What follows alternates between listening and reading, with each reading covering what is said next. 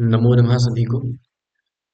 अ, आज के अथवा यूं कहें कि अब से स्वाध्याय के क्रम में जो हम प्रारंभ कर रहे हैं उस ग्रंथ का नाम है विस्तृत चरितम। प्रस्तावना के बारे में थोड़ी सी बात कर लेते हैं। विस्तृत चरितम ये जो अ, मुख्य रूप से संस्कृत जो काव्य हैं वो दृश्य काव्य और श्रव्य श्रव्य काव्य इसके अंतर्गत बांटे गए हैं। उसमें भी अ, जो दृश्य काव्य है वो मुख्य रूप से नाटक जो है उसे श्रव्य काव्य के अंतर्गत लिया। और श्रव्य काव्य में गद्य पद्य इस प्रकार से भेद होते हैं। उसमें भी जो गद्य की विधा है उस गद्य विधा के अंतर्गत विस्तृत चरितम को हम रखते हैं। विस्तृत चरितम मुख्य रूप से अलग ग्रंथ नहीं है। ये कहना चाहिए कि एक मुख्य ग्रंथ का ही छोटा सा भाग है, और जिस ग्रंथ का ये भाग है उस ग्रंथ का नाम है दश कुमार चरितम। दश कुमार चरितम आचार्य दंडी की रचना है, और आचार्य दंडी के द्वारा रचित उस दश कुमार चरित से ही, जिस जैसा कि उसके नाम से ही स्पष्ट है, 10 कुमारों का चरित। तो उसमें से ही एक कुमार का नाम विस्तृत है और उसका चरित जो है वो विस्तृत चरितम कहलाएगा। दो शब्द हैं, एक तो है चरितम और एक होता है चरित्रम। दोनों में अंतर होता है। चरित्र शब्द कैरेक्टर को बताता है और चरित शब्द पूरे जीवन वृत्त को बताता है कि उस जीवन वृत्त में, पूरे जीवन वृत्त ना कह के जीवन वृत्त की घटनाओं को बताता है, घटना विशेष को बताता है, उसे हम चरित कहते हैं। जैसे रामचरित मानस, वो रामचरित्र मानस नहीं है, रामचरित मानस है। हाँ, वो बात अलग है कि चरित का जब हम वर्णन करते हैं तो चरित्र का वर्णन भी उसमें स्वाभाविक रूप से हो ही जाता है। तो इस प्रकार से ये विस्तृत चरित जो है आचार्य दंडी का के द्वारा रचित दश कुमार चरित का छोटा सा भाग है। दश कुमार चरित क्या है, आचार्य दंडी क्या है, इसके बारे में बहुत सारी जानकारी आपको यहाँ वहाँ से मिल सकती है। मैं उसके बारे में अधिक नहीं बोलूंगा। हाँ, बस इतना है कि रचना का परिचय थोड़ा सा और रचनाकार के बारे में थोड़ी बातें हम कर लेते हैं। जिस रचना की मैंने बात की दश कुमार चरितम की, वो 3 भागों में विभाजित है, जैसा कि आप यहाँ देख भी सकते हैं। पूर्व पीठिका, उत्तर पीठिका और मुख्य भाग, ये मुख्य कथा वस्तु जिसे हम कहते हैं। 3 भाग हैं उसमें। पूर्व पीठिका के अंतर्गत 5 उच्छ्वास हैं, जिसमें कुछ वंश परिचय और कथा की प्रारंभिक भूमिका, कथा को एक प्रकार से लिंक करते हुए एक घटनाक्रम से, वो पूर्व पीठिका के अंतर्गत दिखेगा। उत्तर पीठिका में कथा का अंतिम भाग है, संहार समझना चाहिए। और लिखा हुआ है कि इन दोनों के मध्य पुस्तक का मूल भाग है, जिसमें 8 उच्छ्वास में 8 कुमारों की कथाएं वर्णित है। जो 8 मुख्य रूप से कुमार थे, अब वो 8 मुख्य कुमार क्यों हैं उसकी चर्चा भी हम नीचे करेंगे। उसमें से ये जो हमारा हम जिसका अध्ययन कर रहे हैं दश कुमार चरितम, ये उसका अष्टम उच्छ्वास है।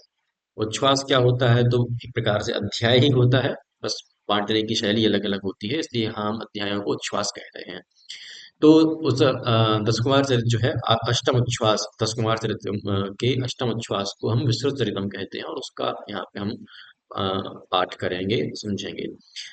विस्तृत चरितम के बारे में बहुत सारी चीजें यहाँ पे दी हैं कि उसका उपजीव्य ग्रंथ कौन सा है। यहाँ पे आप देख सकते हैं कि ये जो अ, शैली है या जो अ, कथा वस्तु है, ये बृहत कथा, गुणाढ्य द्वारा लिखित एक बृहत कथा है।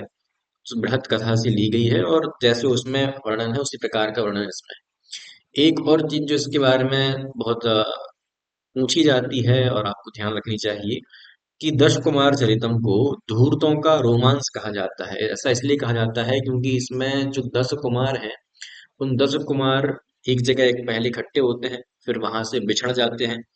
जंगल में घूमते घूमते उनके साथ क्या क्या घटनाएं हुई, ये कुछ वैसा ही है जैसा आपने कभी टीवी सीरियल्स में या किसी मूवी वेब सीरीज में देखा होगा कि जंगल में किस प्रकार से किसी के साथ एडवेंचर हो रहे हैं, तो एक प्रकार से वो एडवेंचर इसमें बताए गए हैं। इसलिए इसको, और वो जो राजकुमार हैं वो सभी प्रकार की विद्याओं में चतुर हैं, निपुण हैं। तो ऐसा नहीं है कि जैसे एक सामान्य किसी काव्य का या किसी मूवी का नायक होता है, वो सामान्यतः हम उसको देखते हैं कि वो अ, न्याय के रास्ते पर ही, नीति के रास्ते पर चलकर ही कार्य करना पसंद करता है। लेकिन यहाँ जो हमको दश कुमार दिखाई देंगे वो भरपूर छल प्रपंच छल कपट करके, हालांकि ये बात है कि वो छल कपट करके कभी भी बुरा कार्य नहीं करेंगे, अच्छे कार्य के लिए ही वो छल कपट करते हैं, धूर्तता करते हैं, इसलिए इसको धूर्तों का रोमांस ये भी कहा जाता है। और इसमें अनेक प्रकार के जो है साहसी कार्यों का वर्णन आपको देखने को मिलेगा। आचार दंडी के बारे में भी बहुत सारा परिचय यहाँ पे है। मैं सिर्फ इतनी बात करूंगा कि उनकी 3 रचनाएं प्राप्त होती हैं, अ, और उनके बारे में एक जो मुख्य श्लोक कहा जाता है और पूछा जाता है, और जिसमें उन तीनों रचनाओं का भी उल्लेख है, वह श्लोक इस प्रकार से है: त्रयोग्नयस्त्रयो देवास्त्रयो वेदास्त्रयो गुणाः त्रयोदंडी प्रबंधाश्च त्रिषु लोकेषु विश्रुताः। कहना ये चाहते हैं कि इस लोक में वस्तुतः त्रयः अग्नयः, 3 ही अग्नियां हैं। आहवनीय, गार्हपत्य और दाक्षिण्य, ये 3 अग्नियां होती हैं, यज्ञ यज्ञ की अग्नियां हैं ये। त्रयो देवाः, ब्रह्मा विष्णु महेश, इस प्रकार से 3 देव या 3 कोटि के देव, द्यु स्थानीय, भूमि स्थानीय और अंतरिक्ष स्थानीय, इस प्रकार से 3 कोटि के देव हम समझ सकते हैं। त्रयो त्रयो वेदा, सामान्यतः 4 वेद कहे जाते हैं, लेकिन त्रयी नाम से सिर्फ सामवेद, अ, ऋग ऋग्वेद, यजुर्वेद और सामवेद, ये 3 वेद ही त्रयी के नाम से कहे जाते हैं, क्योंकि ये अर्वाचीन है। अथर्ववेद बहुत, क्षमा कीजिए, ये 3 वेद प्राचीन है और अथर्ववेद जो है वो अर्वाचीन है, इसलिए उसको त्रयी के अंतर्गत नहीं मानते। इसलिए मुख्य रूप से 3 वेदों को ही प्रधानता दी जाती है। त्रयो गुणा, 3 गुण हैं, सत्व रजतम करके जो हम 3 गुण समझते हैं। इसी प्रकार से जैसे ये तीन तीन तीन की महत्ता है, ऐसे ही जो प्रबंध हैं, उन प्रबंध काव्यों में, मतलब गद्य काव्यों में जो 3 दंडी के प्रबंध हैं, दंडी द्वारा रचित जो प्रबंध हैं, वो त्रिषु लोकेषु विश्रुता, तीनों लोकों में विश्रुत हैं, तीनों लोकों में ख्याति प्राप्त है। अर्थात ये श्लोक आचार्य दंडी द्वारा रचित 3 रचनाओं की विशेषता बतलाने के लिए है। 3 रचनाएं कौन सी हैं? काव्यादर्श, दशकुमार चरितम और अवंती सुंदरी कथा। काव्यादर्श काव्य शास्त्रीय ग्रंथ है, जिसमें छंद अलंकार इत्यादि का वर्णन उसमें किया गया है। दश कुमार चरितम, जिसका हम अभी जिक्र कर ही रहे थे कि इसमें 10 कुमारों की कथा है, जिसके अंतर्गत एक कुमार का नाम विश्रुत भी है, उनकी कथा भी हमको इसमें देखने को मिलेगी। और तीसरी कथा अवंती सुंदरी कथा, तो अवंती नरेश और अ, सुंदरी जो राजकुमारी हैं, उनकी कथा इसमें हमको देखने को मिलती है। यहाँ हमारा मुख्य प्रकरण ग्रंथ जो है वो 10 कुमार चरितम है। 10 कुमार चरितम में, जैसा कि नाम से स्पष्ट है, 10 कुमारों की कथाओं का वर्णन है। अब इस पूरे जो कथा है उसको यहाँ पे बहुत ही संक्षेप में दिया गया है, आप यहीं से पढ़ सकते हैं, मैं भी यहीं से पढ़ देता हूँ एक बार, कि 10 कुमार चरितम में 10 कुमारों की कथाओं का वर्णन प्राप्त होता है। अब ये जो 10 कुमार हैं, ये कैसे आते हैं, देखिए। सबसे पहले मगध देश के पुष्पपुर नामक नगर में राजहंस नाम के एक महाप्रतापी राजा है। ठीक है, जगह का नाम है पुष्पपुर और राजा का नाम है राजहंस। उनकी पत्नी का नाम वसुमती है, जो कि बहुत सुंदर है। राजहंस ने एक बार क्या किया कि जो मालव राज हैं, मालव देश के राजा जिनका नाम है मानसार, उन पर आक्रमण किया और उनको जीत भी लिया। लेकिन जो मालव राज है, मतलब जो मानसार है, वो शांत नहीं बैठा। उसने शिव की उपासना की। शिव की उपासना करके उसने दिव्य शक्ति प्राप्त की, और दिव्य शक्ति प्राप्त करने के बाद उसने राजहंस पर फिर से आक्रमण किया और उसे हरा भी दिया। अब जब राजहंस हार गया तो वो अपने सारे मंत्रियों के साथ जंगल में आ गया, जिसके मंत्रियों के नाम दिए हुए हैं धर्मपाल, पद्मोद्भव और सितवर्मा। इनके साथ वो विंध्याटवी, मतलब अ, विंध्य पर्वत के आसपास का जो जंगली क्षेत्र है, वहां पर आकर राजहंस रहने लगा। अब इसके बाद ये जो 3 मंत्री हैं, धर्मपाल, पद्मोद्भव और सितवर्मा, तो अब अगर आप लोग व्यवस्थित तरीके से देखना चाहें इसको, तो ऐसे एक पेज पर आप चार्ट बना लीजिए, वंश वृक्ष जिसे हम कहते हैं, तो उससे आपको समझ में आ पाएगा। धर्मपाल के 2 पुत्र हैं, 3 पुत्र हैं, सुमंत, सुमित्र और कामपाल। ये जो धर्मपाल मंत्री हैं, इनके 3 पुत्र हुए। जो पद्मोद्भव हैं, उनके 2 पुत्र हुए, एक का नाम है सुश्रुत और एक का नाम है रत्नोद्भव। तीसरे जो मंत्री थे वो थे सितवर्मा, उनके भी 2 पुत्र हुए, सुमति और सत्यवर्मा। और कितने पुत्र हो गए? सुमंत्र, सुमित्र, कामपाल 3, सुश्रुत और रत्नोद्भव 5, सितवर्मा, सॉरी, सुमति और सत्यवर्मा, ये हुए 7 पुत्र, 7 राजकुमार अभी तक हुए। अब कह रहे हैं कि इनमें से कामपाल, रत्नोद्भव तथा सितवर्मा, ठीक है, अभी ये हमारे मुख्य राजकुमार नहीं है, जिन 10 कुमारों की हम बात कर रहे हैं। ये वो नहीं है। ये तो अभी सिर्फ इन मंत्रियों के बेटे हुए और इनमें से तीन लोग, मतलब धर्मपाल के जो तीन बेटे थे, सुमंत्र, सुमित्र और कामपाल, उसमें से कामपाल पद्मोद्भव का एक बेटा जिसका नाम है रत्नोद्भव, और जो सितवर्मा है वो चले जाते हैं विदेश, बाहर चले जाते हैं किसी कारणवश। और शेष लोग जो है वह अपने पिताओं की मृत्यु के पश्चात मंत्री बन गए। ठीक है, उनके जो पिता थे उनके पश्चात वो मंत्री बन जाते हैं। कुछ समय के पश्चात वसुमती ने राजवाहन नामक पुत्र को जन्म दिया और राजा के मंत्री भी इसी बीच पुत्रवान बने। अब राजा की ये मंत्री जो ऊपर थे, आ, ये सुमंत्र, सुमित्र इत्यादि जो थे, ये जो राजा के मंत्री थे ये भी पुत्रवान हुए। तो कितने मंत्री थे ये? 7 मंत्री हमने ऊपर देखे थे, ये सभी पुत्रवान हुए क्रम से। और जो तीन लोग विदेश चले गए थे, कामपाल, रत्नोद्भव और सत्यवर्मा, सत्यवर्मा, इन्हीं के पुत्र भी वापस से आ जाते हैं, तो कुल मिला के रहेंगे वो 7 ही। ठीक है, तो 7 तो इन मंत्रियों के पुत्र रहे। एक पुत्र हुआ है राजा के यहाँ, राजवाहन नामक पुत्र हुआ है किसके यहाँ? राजहंस जो राजा है उन्हीं के पुत्र का नाम राजवाहन है। और 7 मंत्रियों के 7 पुत्र, तो इस प्रकार से टोटल हो गए 8 राजकुमार। अब राजा के एक मित्र हैं जिसका नाम है प्रहार वर्मा, और उनके 2 पुत्र हैं जो कि प्रहार वर्मा की मृत्यु के पश्चात राजा राजहंस के पास ही आ जाते हैं, और उनको भी वो अपने बेटे की तरह पालते हैं। इस प्रकार से 8 और 2 10, 10 कुमार जो हैं इस पूरे एक जगह इकट्ठे हो जाते हैं। वहां से किसी कारणवश वो बिछड़ते हैं, अलग अलग दिशाओं में जाते हैं, फिर अलग अलग दिशाओं से आकर वापस एक जगह पर मिलते हैं। और फिर वो लोग अपनी जो भी उनकी जीवन यात्रा, जो भी उनका अ, उस जंगल में बिछड़ने के दौरान जो घटनाएं हुई उन्हें सुना रहे हैं। और उस उन सुनाई हुई बातों का संग्रह ही 10 कुमार चरितम में है। तो 8 उच्छ्वास, क्योंकि हम विस्तृत चरितम जो है वो अष्टम उच्छ्वास है, 8 उच्छ्वास तक विभिन्न प्रकार अलग अलग जो राजकुमार हैं वो अपनी अपनी कहानियां सुना चुके हैं। अब जो अष्टम उच्छ्वास है उसमें विस्तृत नामक जो राजकुमार है, वो जो कि सुश्रुत नाम के मंत्री का पुत्र है, वो अपनी जो है कथा वस्तु यहाँ पे प्रस्तुत कर रहा है, उसके साथ क्या क्या हुआ वो ये सारी चीजें अब यहाँ पर बताना प्रारंभ करता है। तो ये विस्तृत चरितम की कथा वस्तु यहाँ पे दी हुई है संक्षेप में, आप इसको देख सकते हैं। जिन्हें चाहिए हुए पीडीएफ में भेज दूंगा, तो आप यहाँ से विस्तार से पढ़ते हैं। अब हम चलते हैं सीधे मूल की तरफ। ठीक है, ये आपको लिंक समझ में आ गया कि हम कहाँ से पढ़ना प्रारंभ करने वाले हैं। विस्तृत सभी के बीच में बैठा हुआ है और अब वो अपनी कथा सुनाना प्रारंभ कर रहा है कि जब वो जंगल में था तो उसके साथ क्या हुआ। आइए प्रारंभ करते हैं। पहला जो गद्य है, अथ सोप्या सोप्याचचक्षे देव मयापि परिभ्रमता विन्ध्याटव्यां कोऽपि कुमारः क्षुधा तृषा च क्लिश्यन् क्लेशारः क्वचित् कूपाभ्यासे अष्टवर्षदेशीयो दृष्टः। ये पहला वाक्य हुआ। देखिए, अथ सोपि आचचक्षे, सोप्याचचक्षे, इसको लग कराएंगे तो निकलेगा सह अपि आचचक्षे। अथ अर्थात जब कहानी में प्रारंभ करते हैं तो अथ शब्द से करते हैं कि इसके बाद क्या होगा? सह अपि, उसने भी। यहाँ पर सह शब्द जो है वो विस्तृत का वाचक है कि विस्तृत ने भी आज चक्षे, कहना प्रारंभ किया, कहा, क्या कहा? आज चक्षे धातु है, चक्षिंग धातु है, और उसका लिट लकार में रूप बनेगा आज चक्षे।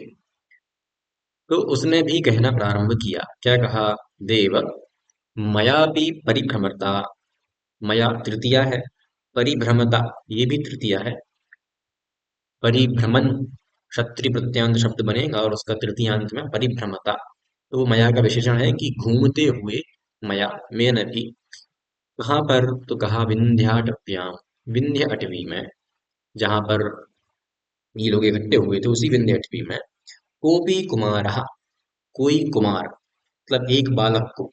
अब बीच की हम इतनी बातें छोड़ भी दें कि वो कुमार कैसा है, तो यहां से देखेंगे अष्टवर्ष देशीय, 8 वर्ष का वह कुमार है। मतलब इस विश्रुत ने किसी 8 वर्ष के बालक को दृष्टा अर्थात देखा। जो कि 8 वर्ष का बालक कैसा था? तो देखिए, क्लिश्यन, क्लिश्यन अर्थात क्लेश पाता हुआ, दुखी होता हुआ। अब किससे दुखी होता हुआ? तो कहा कि क्षुधा तृषा च क्लिश्चन क्लेशारहा, कि क्षुधा और तृषा, क्षुधा अर्थात भूख, तृषा अर्थात प्यास, और इसके क्लिश्यन दुख से, जो क्लेशार्ह था, क्लेश से युक्त था, दुखी होता हुआ जो दुख से युक्त था, ऐसा क्वचित मतलब कहीं, यहां से निकलेगा कूप अभ्यासे। अभ्यास शब्द जो है वो समीप अर्थ का वाचक है। कूपाभ्यासे अर्थात कुएं के समीप अष्टवर्ष देशीय कुमार दृष्टा, 8 वर्ष का मैंने एक कुमार देखा। यहाँ पर देखिए क्षुधा तृषा दो शब्द आए हुए हैं। यद्यपि आकारांत शब्द भी इस प्रकार के बनते हैं, क्षुधा शब्द भी बनता है, तृषा शब्द भी बनता है, लेकिन यहाँ पर अगर आप अर्थ की दृष्टि से उसका सामने बिठाना चाहेंगे कि क्षुधा तृषा च क्लिश्चन, तो अर्थ तो हम ऐसा कर रहे हैं कि क्षुधा और तृषा से, तो ये जो से या के द्वारा वाला जो अर्थ है वो प्रथमा विभक्ति से कैसे आ सकता है? तो यहाँ ध्यान दें, क्षुत शब्द है और त्रिट शब्द है, ठीक है, तो उसके तृतीय विभक्ति में क्रम से क्षुधा तृषा ऐसे शब्द बन सकते हैं। तो भूख और प्यास से क्लेशित होते हुए क्लेश युक्त कहीं पर कुएं के पास 8 वर्ष के एक बालक को मैंने देखा, और सहजा उस 8 वर्ष के बालक ने त्रास गदगदम अगदत, उसने अगदत, गद जो धातु है वो बोलने अर्थ में ना, जिससे गद्य शब्द बना है, तो उस गद्य शब्द में जो गद धातु है वही यहाँ प्रयुक्त हुई, अगदत अर्थात कहा। और कैसे स्वर में कहा? तो त्रास गदगदम, त्रास से गदगद, त्रास अर्थात डर, भय, भय से गदगद, भय से युक्त स्वर में उसने कहा। क्या कहा? महाभाग क्लिष्टस्य मे क्रियताम आर्य सहायकम, महाभाग हे महानुभाव। अब ये जो 8 वर्ष का बालक है, ये 8 वर्ष का बालक विस्तृत से कह रहा है कि हे महानुभाव, क्लिष्टस्य में अर्थात मम, मेरा, जो कि मैं कैसा हूँ, क्लिष्टस्य क्लेश युक्त हूँ, दुखी हो रहा हूँ, ऐसे मेरा क्रियताम, क्रियताम अर्थात करें, क्या करें? अब आर्य जो है वो कौन संबोधन है, क्रियताम आर्य, तो हे आर्य, में क्लिष्टस्य में क्रियताम, मुझे क्लिष्ट का करें, क्या करें? तो आगे लिखा हुआ है सहायकम, सहायक करें, सहायता करें, कि मैं जो क्लिष्ट हूँ, दुखी हूँ, ऐसी मेरी आप सहायता करें। यहाँ पर क्रियताम जो है वो भाववाच्य कर्मवाच्य का प्रयोग है, क्री धातु का है, लोट लगा रहा। अब क्या सहायता चाहिए उसको, तो वो भी वो साथ में ही बता रहा है कि अस्य में प्राणापहारिणी पिपासाम प्रतिकर्तुम उदकम उदंचन इह कूपे कोपि निष्कलो ममैक शरण भूतः पतितः। क्या बता रहा है वो कि अस्य में अर्थात मम, अस्य इस, तो वो स्वयं को ही कह रहा है कि इस मेरे, अर्थात मेरे, में पिपासाम, मेरी पिपासा को, पिपासा पातुम इच्छा पिपासा, पीने की इच्छा अर्थात प्यास को हम पिपासा कहते हैं। तो मे पिपासाम, मेरी पिपासा को, जो कि मेरी पिपासा कैसी है, प्राणापहारिणी, इतनी तेज मुझे प्यास लगी है कि वो मानो मेरे प्राणों का अपहारिणी, अपहरण कर रही हो, मेरे प्राणों को हरण करके ले जा रही हो, ऐसी उस पिपासा को प्रतिकर्तुम, उसका प्रतिकार करने के लिए, उस पिपासा को रोकने के लिए अर्थात पिपासा को शांत करने के लिए, उदकम अर्थात पानी, उदंचन, उदंचन अर्थात लेता हुआ, निकालता, उदकम उदंचन, पानी को निकालता हुआ। अब यहाँ पर उदंचन प्लस इह, तो संधि आपको ख्याल में होगी, उदंचन में ना है और उसके बाद ह्रस्व स्वर है, ना के पहले भी ह्रस्व स्वर है और बाद में भी ह्रस्व स्वर है, ना को द्वित्व हो जाएगा, उदंचन है, अलग करेंगे तो उदंचन इह, उदंचन निकालता हुआ, इह मतलब यहाँ कूपे अर्थात कुएं में। निष्कलह, निष्कलह, निष्कल शब्द का अर्थ होता है वृद्ध। वो बालक जो है वो कह रहा है कोपी निष्कलह, कि कोई जो वृद्ध है। अब देखिए अ, आगे जाके हमको पता चलेगा जैसे अ, बाहुबली मूवी आपने देखी होगी, तो वो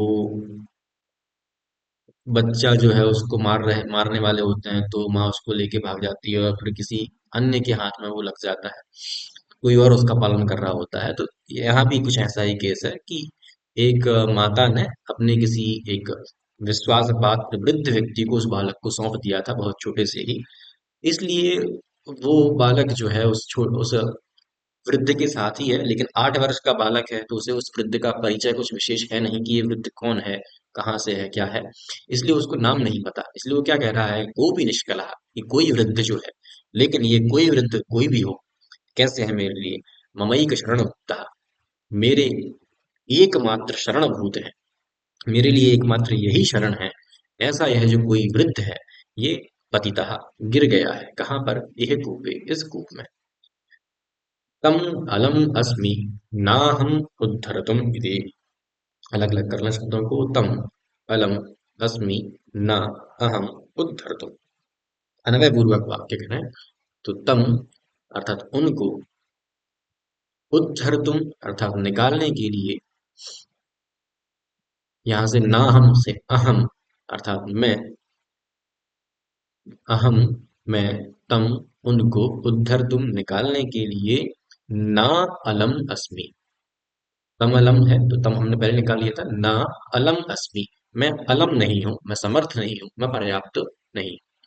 तम अलम अस्मि न, मैं समर्थ नहीं हूं किस बात में, तो उद्धर तुम निकालने के लिए। नीचे वो वृद्ध गिर गए हैं और मैं 8 वर्ष का बालक हूं, मैं उसको कैसे निकाल सकता हूँ। इसलिए हे महाभाग, क्रियताम में सहायकम, मेरी सहायता कीजिए। अब यहाँ पर ये जो है उस बालक का वाक्य समाप्त हुआ। और ये जो वाक्य है ये पुनः विस्तृत बोल रहा है। अथ अहम अभ्येद्य, इसके बाद मैंने क्या किया, अहम मैंने अर्थात सुश्रुत ने, सॉरी विस्तृत ने, अभ्येद्य अभिएद्य, अभी उपसर्ग पूर्वक इणगतौ धातु से लेप प्रत्यय करेंगे तो अभ्येद्य, इणगतौ जो है वो गमन करने में धातु है, और अभी उपसर्ग से पास जाकर, ऐसा अर्थ उसका हुआ। अहम अभ्येद्य, मैंने पास जाकर, वृतत्या कयापि, कयापि वृतत्या, कया में तृतीया है, वृतत्या में भी तृतीया है। वृतत्या का मूल शब्द व्रतति है, और व्रतति का अर्थ होता है लता। तो मैंने कया वृतत्या, किसी लता से, है ना, किसी किसी भी प्रकार की लता, बेल वहां पर होगी, और उस बेल से वृद्धम उत्तार्य, उस वृद्ध को उत्तार्य बाहर निकालकर, तमचा बालम, उस बालक को, वंशनाली मुखोद्धृताभिः अद्भिः फलैश्च पंचशैः सरक्षे सरक्षेपोच्छ्रितस्य लकुचवृक्षस्य शिखरात् पाषाणपातितैः प्रत्यानीतप्राणवृत्तिम् आपाद्य तरुतलनिषण्णस्तं ज्वलन्तम् अब्रवम्, तात क एष बालः, को वा भवान्, कथं चेयमापन्, कथं च इयम् आपदा आपन्ना इति। अब इसके बाद सुश्रुत बता रहा है, क्षमा कीजिए विस्तृत बता रहा है कि उसने क्या किया, कि तमच बालम, उस बालक को, वंश नाली, वंश अर्थात होता है बांस, और नाली अर्थात उसका एक खोखला भाग जिसे हम कह सकते हैं। अगर आप देखिए कभी भी, अगर आप किसी एक पाइप को लेकर पानी में ऊपर नीचे बार बार करेंगे, या फिर ऊपर हाथ लगाकर उसमें प्रेशर बनाएंगे और एक दो बार आप उसको ऊपर नीचे नीचे कराएंगे तो उसमें से पानी ऊपर आने लगेगा। तो उसने भी वैसे ही कुछ तरकीब लगाई कि वंश नाली अर्थात बांस की एक लकड़ी ली जो कि बीच से खुली हुई है, इसलिए उसको नाली कह रहे हैं। कि उस वंश नाली के मुख से, है ना, उसको बार बार उसने ऊपर नीचे किया तो उससे मुख से जो उद्धृत, उद्धृता भी, उद्धृता भी मतलब जो निकाला गया है, ऐसा कौन, अद भी। देखिए अद शब्द जो है, अप शब्द है मुख्य रूप से, अप। पंजाब जो शब्द है, पंच आप अर्थात 5 नदियों का जो प्रदेश है, 5 नदियां जहां बहती हैं उसे पंजाब कहा जाता है, तो मुख्य रूप से अप शब्द है। और अप शब्द की विशेषता ये है कि वो हमेशा बहुवचन में ही रहा करता है, उसके रूप हमेशा बहुवचन में चलते हैं। तो इसलिए यहाँ पे अद्भि मतलब जल, तो उसका अर्थ हम जलों के द्वारा ऐसा नहीं करेंगे, अर्थ हम जल ही करते हैं, लेकिन वो शब्द बहुवचन है। तो अद्भि अर्थात जल के द्वारा, और वो जल कैसा है कि वंश नाली मुखोद्धृता भी, वंश नाली के मुख से उद्धृत निकाले हुए जल के द्वारा, फलैश्च पंचशैः, और फलों के द्वारा, कितने फलों के द्वारा कहा, पंचशैः 5 6, तो 5-6 फलों के द्वारा। वो फल कहाँ से आए तो बता रहे हैं, सरक्षेप, शर, शर मतलब बोलते हैं तीर को।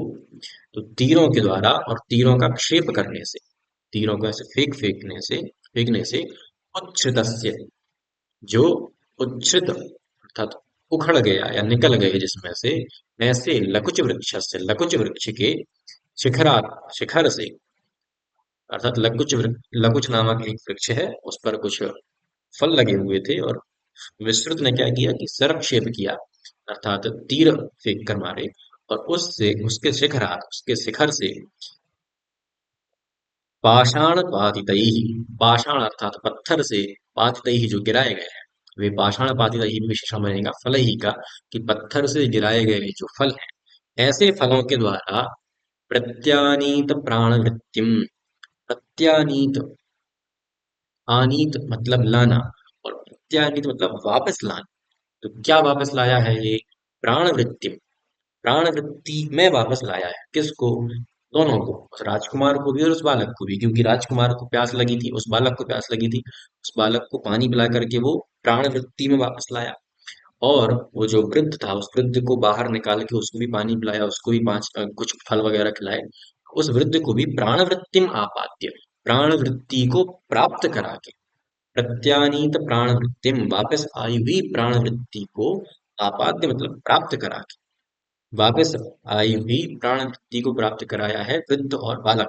ठीक है, तो ऐसे उनको वापस उनमें एक प्रकार से प्राण फूंक कर, सामान्य भाषा में कहें तो, और तरुतल निषण्णस्तम जरंतम, तम जरंतम, तम अर्थात उस, जरंतम अर्थात बूढ़े, जो कि कैसा है, तरुतल निषण्णम, तरु अर्थात पेड़ के, तल अर्थात नीचे, निषण्ण अर्थात बैठा हुआ, तो पेड़ के नीचे बैठे हुए उस जरंतम, उस वृद्ध को, अब्रवम मैंने पूछा, क्या पूछा, तात, कि हे, अ, तात अब वृद्ध लोगों के लिए, बड़े लोगों के लिए संबोधन है, हे तात, कह एष बालः, यह बालक कौन है।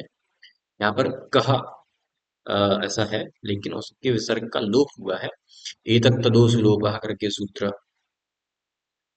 हाँ बराबर, कि एतत् और तत् शब्दों के, सॉरी एतत् तदोष लोप है तो एतत् और तत् शब्द के विसर्ग का लोप करता है, यहाँ भी एषः की वजह से कहा के विसर्ग का लोप हुआ है, तो क एष बालः, कौन ऐसा बाल है, बालक है, कौन यह बालक है, को वा भगवान, अथवा आप आप कौन है ये भी बताइए, कथम च इयम आपदा आपन्ना, कथम च और कैसे, चेयम ऐसे लग करेंगे, च इयम, इयम आपदा, यह आपदा, कथम आपन्ना कैसे आ पड़ी, कौन सी आपदा, तो ये आपदा ही होगी ना, कि 8 वर्ष के बालक को लिया हुआ एक वृद्ध विंध्याटवी के जंगलों में इस प्रकार से घूम रहा है, पानी के लिए, खाने के लिए परेशान हो रहा है, ये जो आपदा है, ये आपदा कथम आपन्ना, कैसे आप पर आ पड़ी, इस बारे में मुझे बताइए।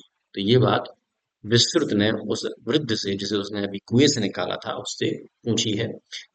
देखते हैं कि आगे जो वृद्ध है वो क्या जवाब देता है, उसकी चर्चा करेंगे कल। आज के लिए इतना ही काफी, कल पुनः मिलते हैं, हुआ तावत मंगलम।